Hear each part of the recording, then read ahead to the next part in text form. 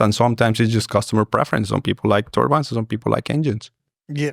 Yeah. And like specifically, like, you know, if you're working with utility, typically you're either playing the peak game or you're base loading the grid, right? And, you know, if you're base loading the grid for say 3-5 years, you probably do not want an engine, but for these short-term scenarios, they play. Recips are better. Because they're so much more fuel efficient, right? So when you got 100 megawatts and you're running base load, the amount of fuel you're burning compared to a turbine is much less. And that's millions of dollars the customer's saving that they're essentially increasing their margin with, right? Yeah, those things, if they're correct, what are the pros and cons or the tipping point between recips and turbines where, you know, from what I understand, you know, turbines are better in certain markets than others. Basically, you know, temperature sometimes can be a factor where you have to derate it, right? Or if it's not at a steady state where you're doing base loading, then sometimes that engine is really sensitive to the cyclicality of the requirements from the IT load, right? Or in this case, from what you would have from a utility provider.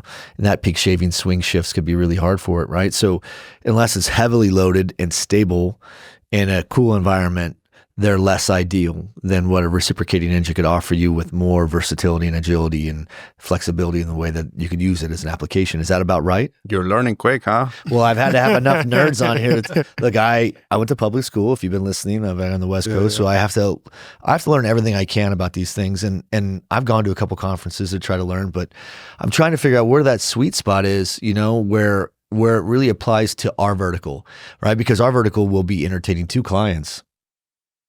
The utility provider to support the enterprise end user or the operator themselves, or the operator and enterprise end user themselves, right? When they're building their own on-prem for a hyperscaler, or we are helping support these operators that are doing all the things that the hyperscalers can't do for themselves, right? But either way, it's going to be hard to